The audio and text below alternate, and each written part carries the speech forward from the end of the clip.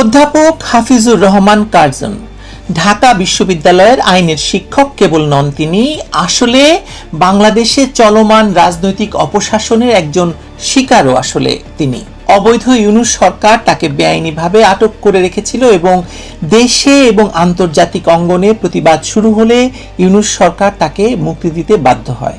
ইউনূসের সরকার বিদায় নিয়েছে, তারেক রহমানের সরকার বসেছে। কি পেয়েছে আসলে বাংলাদেশ 2024 সালে এত ভয়ঙ্কর একটি সন্ত্রাস ঘটিয়ে সরকার বদল করে? নেপালে যেমন এরই মধ্যে জেনজি সরকারের বিরুদ্ধে মানুষ রাজপথে নেমেছে, বাংলাদেশও কি সেই একই পথে এগুচ্ছে কিনা তা নিয়েই মুখোমুখি হয়েছিলাম অধ্যাপক হাফিজুর রহমান কার্জনের। চলুন অধ্যাপক হাফিজুর রহমান কার্জনের মুখ থেকে শুনে আসি তিনি কি মনে করছেন। ধন্যবাদ ডক্টর হাফিজুর রহমান কার্জন যোগ দেওয়ার জন্য। আমরা মূলত শুরু করব 2024 নিয়েই। 2024 আসলে বাংলাদেশকে কি দিল আপনি যদি সংক্ষেপে বলেন, তারপরে আমরা আগাই যে আসলে 2024-এ এত বড় একটি ঘটনা ঘটে গেল এবং এখন সবাই বলছে, গবেষকরা বলছেন, সাধারণ মানুষ বলছেন যে আসলে একটা মেটিকুলাস ডিজাইন ছিল। সেই ডিজাইনের মধ্য দিয়ে ধরে নিচ্ছি একটি স্বৈরাচারী সরকারকে বাদ দেওয়া হয়েছে, বিপুল প্রাণহানি হয়েছে। বাংলাদেশ আসলে কি পেল? 2.5 বছরে আপনার অভিজ্ঞতা কি বলে? আপনাকে ধন্যবাদ, আপনার মাধ্যমে যারা শুনছেন তাদেরও ধন্যবাদ। আমি যেটা মনে করি যে 2024-এ আপনার জুলাই আগস্টে যেটা হয়েছে সেটা আসলে মেটিকুলাসলি ডিজাইনড, খুবই সূক্ষ্মভাবে পূর্ব পরিকল্পিত দেশি বিদেশি অর্থায়ন মুক্তিযুদ্ধে বাংলাদেশটাকে একটা ব্যর্থ রাষ্ট্র, বিশেষ করে একটা সাম্প্রদায়িক এবং উগ্রবাদী রাষ্ট্রে পরিণত করার একটা দেশি বিদেশি তৎপরতা, চক্রান্ত, ষড়যন্ত্র যাই বল।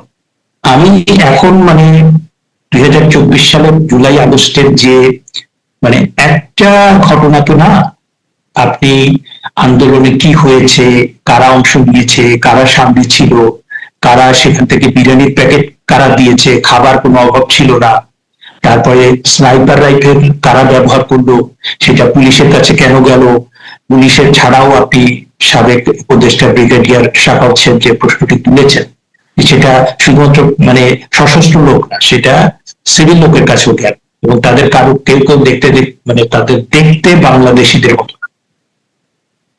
তারপরে 3000 পুলিশ কারা হত্যা করলো। তারপরে এই কিছুদিন আগে বিএনপি দলীয় সাংসদ নীলুফার চৌধুরী তিনি বলেছেন একটা জায়গাতে যে বিএনপি দলীয় একজন তার সাথে শেয়ার করছে যে আপনি মিছিল যখন চলছিল কিংবা সমাবেশ চলছিল সেখানে তিনি দেখলেন যে তার পাশে যে লোকটি হুট করে সে রাস্তার উপর লুটিয়ে পড়লো, তারপরে মারা গেল। কিন্তু কেউ বুঝতে পারলো না যে এটা যে সে যে পড়ে গেল মরে গেল, সেটা গুলি করতে গিয়ে তার উপরে আসলে শব্দ নেই।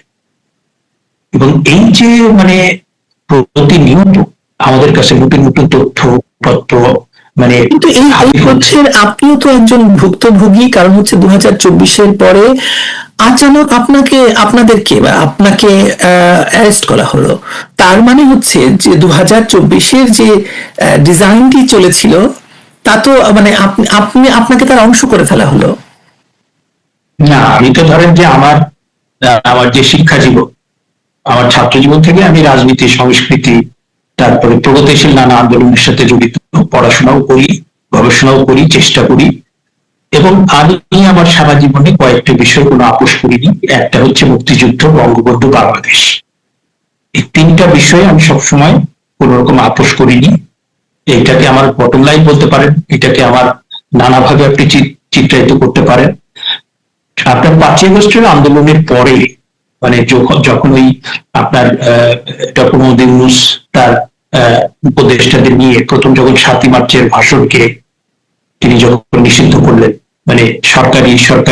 সরকারিভাবে তার যে স্বীকৃতি ছিল, তারপরে আপনি 15ই আগস্টের যে জাতীয় আপনার ছুটির দিন সেটাকে বাতিল করলেন, প্রচন্ড কষ্ট পেয়েছে। কিন্তু যখন আমি দেখলাম জাতীয় সঙ্গীত পরিবর্তনের চেষ্টা করছে, যখন দেখলাম যে মুক্তিযুদ্ধের বিপরীতে জুলাইকে দাঁড় করাবার চেষ্টা করছে, যখন দেখলাম তারা মুক্তিযোদ্ধাদের অপমান করা শুরু করেছে, যখন দেখলাম আমাদের মূল সংবিধানকে তারা কবর দিয়ে দিতে চাইছে, তখন আমার হৃদয়ের ভেতর থেকে, মানে যে হৃদয়ের ভেতরে আমি বাংলাদেশকে ধারণ করি এবং মুক্তিযুদ্ধকে ধারণ করি, বঙ্গবন্ধুকে ধারণ করি, তারপরে জাতীয় পতাকা জাতীয় সঙ্গীতকে ধারণ করি, সেখানে মনে হলো যে রক্তক্ষরণ হচ্ছে, সেখানে মনে হলো যে সেই পাকিস্তানের যে শকুন সেটা বোধহয় আবার আমার খাবলে ধরেছে, আমি নিতে পারছিলাম।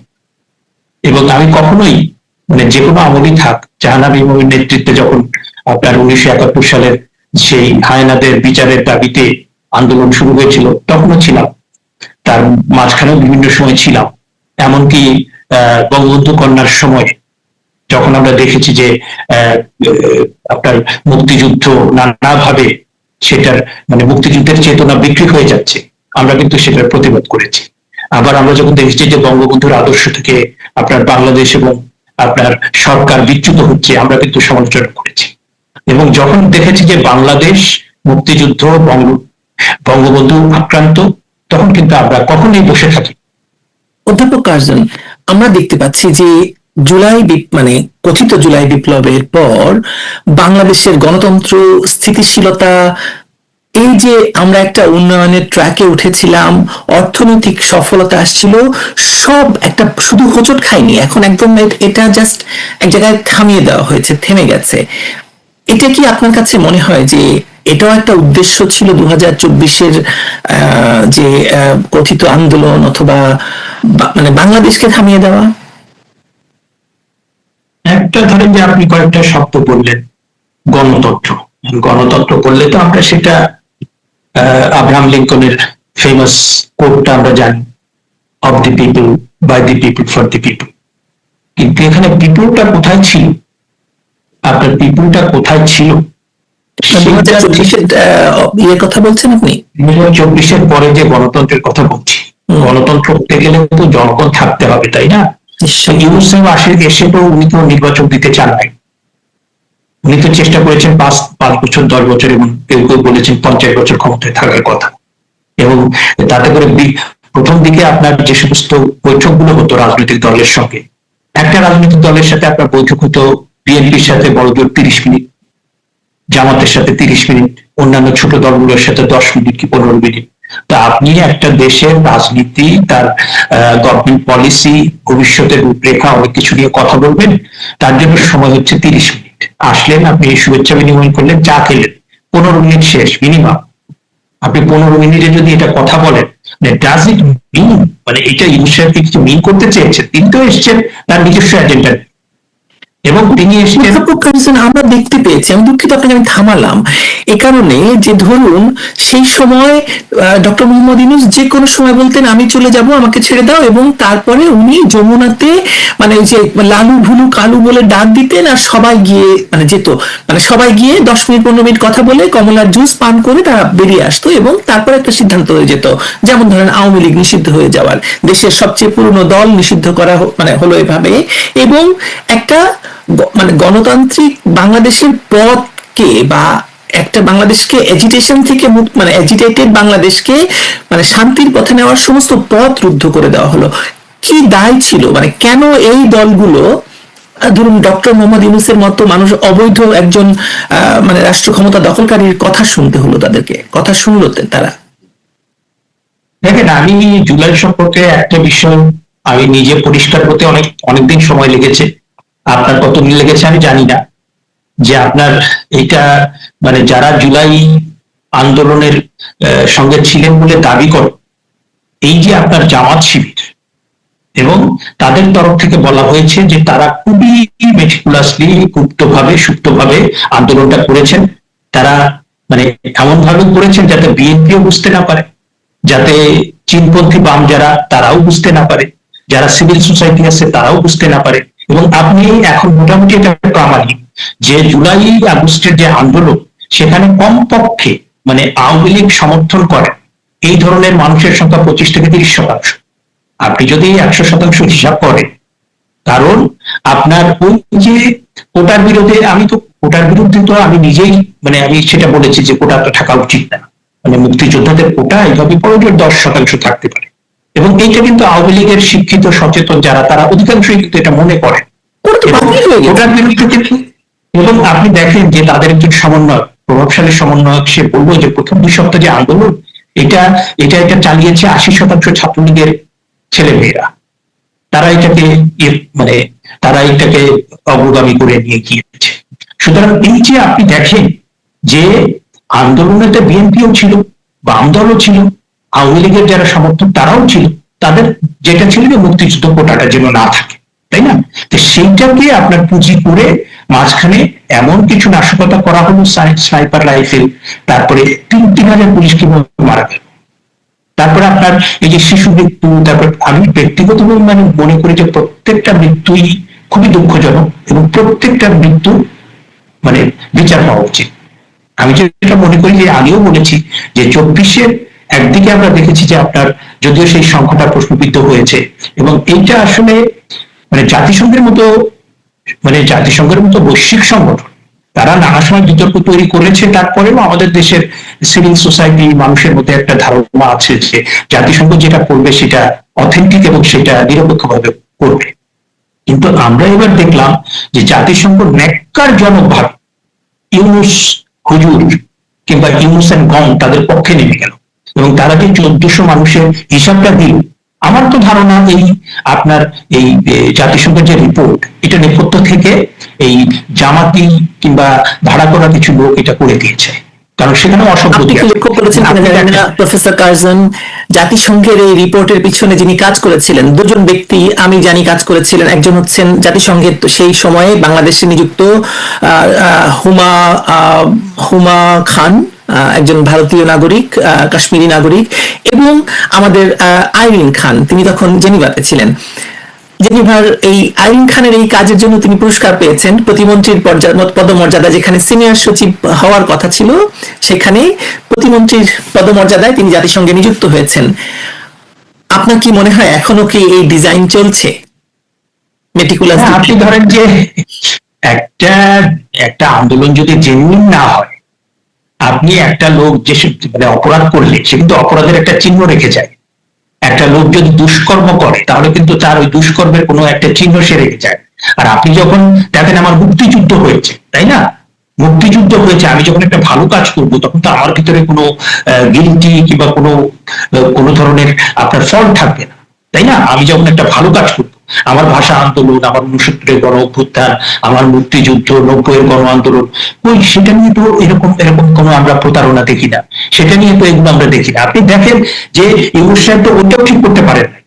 আপনি যেখানে বলা হলো যে প্রায় 1400 মানুষ এখানে হত্যাকাণ্ডের শিকার হয়েছেন, এবং সেইটা আমাদের সিভিল সোসাইটি আবার কোট করে, বাট ডক্টর মোদী যখন ক্ষমতায় ছিলেন তখন সরকারি ওয়েবসাইটে 800 কত জন, সরকারি ওয়েবসাইটে লেখা হচ্ছে 800 কত জন, তাহলে পরে এই যে 600 মানুষ, আপনি হিসাবের গরমিল হতে পারে 5 জন 10 জন, মানে এরকম অ্যাবনর্মাল সিচুয়েশন, কিন্তু এত মানুষের গরমিল যেখানে হয়, তা আপনি তো এই গরমিলের জন্য এটা আপনার প্রসিকিউশন হবে। আজকে হয়তোবা আপনি ধরেন যে সময়টা মানে আস্তে আস্তে 24-এর পর থেকে তো সময় আস্তে আস্তে সবাই বুঝতে পারছে যে বৈশ্বিক মানে দেশি বিদেশি তারপরে আঞ্চলিক যারা স্টেক হোল্ডার, তারা বুঝতে পারছে যে এটা আসলে কি, এবং তারা নিজেরাই ফাঁস করছেন। কেউ বলছেন আমরা পুলিশ হত্যা করেছি, কেউ বলছেন আমরা মেট্রো রেলে আগুন দিয়েছি, কেউ বলছেন যে আমরা এই ডোনাল্ড ট্রাম্প নিজেই বললেন $27 মিলিয়ন যে আমরা আমাদের এখানে ইনভেস্টমেন্ট করা হলো, এটা কারা কারা কারা কোথায় কিভাবে খরচ হলো। তারপরে এখন আন্দোলনকারীরা বলছেন যে বিরিয়ানির প্যাকেট এসছে একটার পর একটা, কোথেকে এসছে, খাবার কোনো অভাব নেই, পানির কোনো অভাব নেই, মানে টাকার কোনো অভাব নেই। হ্যাঁ, এবং সেই যে আপনার একটা আন্দোলন যখন স্বতঃস্ফূর্ত ভাবে হয়, এবং আপনি দেখেন যে মুক্তিযুদ্ধ হয়েছে স্বতঃস্ফূর্ত ভাবে, এবং সেখানে একটা পর্যায়ে বঙ্গবন্ধুর নেতৃত্বে আপনার সাধারণ কৃষক শ্রমিক সবাই নেমে গিয়েছে, এবং তারা কি করেছে, লুঙ্গি পরে খালি গায়ে একটা স্টেন গান নিয়ে সে কিন্তু একদম নিজের জীবনের ঝুঁকি নিয়ে সে পাকিস্তান সেনাবাহিনী, one of the best army তখনকার ইসে, এবং তখন আপনার মার্কিন যুক্তরাষ্ট্র, চীন, সারা পৃথিবী তাদের সমর্থনে, তাদেরকে আপনি যখন স্বতঃস্ফূর্ত আন্দোলন হবে তখন কিন্তু আপনি দেখেন যে তাদের যে আবু সাইদের মৃত্যু, এইটাও এখন বলা হচ্ছে যে মানে এইটাও স্নাইপার রাইফেলই হয়েছে, এবং তার যে পোস্টমর্টেম রিপোর্ট অনেকবার হয়েছে, 6 বার হয়েছে, এবং তার আপনি একটু আমি তার যেটা পিতার সাক্ষ্য, তার পিতার বাবাকে সাক্ষ্য নেওয়া হয়নি, তার বাবার সাক্ষ্য নেওয়া হয়নি। এবং শেখ হাসিনা বঙ্গবন্ধু কন্যা থাকার সময় ওইটা কিন্তু আপনার তার বাবা মাকে অর্থ সহায়তা দিয়েছিলেন, এবং এটা ইমিডিয়েটলি কিন্তু সেই তদন্ত করে যে কারা এটা করবে। তাহলে আপনি যদি আসলে, সম্প্রতি আমি তাকে সাধুবাদ জানাই, মেহের আফরোজ শাওন, ও সুন্দর করে বলেছে, উনি সুন্দর করে বলেছেন যে লাশের রাজনীতি কাকে বলে। এইটা আমি এবার 24-এ আমি বুঝতে পেরেছি যে বাবা তোমরা নিজেরাই হত্যা করে, হ্যাঁ এটা আমি অস্বীকার করবো না যে পুলিশের তরফ থেকে, র্যাবের তরফ থেকে শক্তি প্রয়োগ বেশি হয়েছে, কিছু হত্যাকাণ্ডের ঘটনা ঘটেছে, কিন্তু এখন তো আমরা জানতে পারছি যে শত শত মৃত্যু ঘটনার জঙ্গিদের পর সেটা করে বঙ্গবন্ধু কন্যার উপর চাপানো হয়েছে। অধ্যাপক কার্জন, কেন তাহলে ইন্ডেমনিটি দিতে হলো? এই প্রশ্নটা কেন তোলা হচ্ছে না? জাতিসংঘের তো এই প্রশ্ন তুলতে হবে যে ইন্ডেমনিটি কেন দিতে হলো হত্যাকারীদেরকে। এবং সেই ইন্ডেমনিটিটা দেয়া হয়েছে আপনার প্রথমত নির্বাহী আদেশে, তারপরে আপনার অর্ডিন্যান্স করে, এবং সেই প্রশ্নটা আমরাও করেছি যে 69-এর গণ অভ্যুত্থানে তো ইন্ডেমনিটি দিতে হয়নি, 90-এর গণ আন্দোলনে তো ইন্ডেমনিটি দিতে হয়নি, তাহলে পরে এখানে ইন্ডেমনিটি প্রশ্ন কেন আসলো? তার মানে আপনার পেছনে এমন কিছু নাশকতা ছিল, এমন কিছু ষড়যন্ত্র ছিল, এমন কিছু মেটিকুলাস ডিজাইন ছিল যে সেইটা প্রকাশিত হয়ে গেলে এদের আসল যে মুখোশ সেটা খসে পড়বে, এবং সেটা খসে পড়েছেও। এবং এই 2024-এর ইয়ের মধ্যে মানে এই যে মানে কথিত আন্দোলন, কথিত মেটিকুলাস ডিজাইন, এর ভিতরে আপনাদের অনেক শিক্ষক জড়িত ছিলেন, শিক্ষক রাজনীতির একটি বড় অংশ এটাতে ভিতরে ছিল। এই মানে এই 2-2.5 বছরে আপনি কোনো বদল দেখছেন এই শিক্ষক রাজনীতির, শিক্ষকদের ভেতরে? শিক্ষক রাজনীতির সঙ্গে জড়িত ছিল না, আমাদের ব্যক্তিগতভাবে কিছু শিক্ষক জড়িত ছিল। ব্যক্তিগতভাবে শিক্ষক জড়িত ছিলেন, এবং কোনো শিক্ষক ওই অনেক আগে থেকে, 5-10 বছর আগে থেকে ডক্টর মোহাম্মদ ইউনূসের মানে টিমের সদস্য।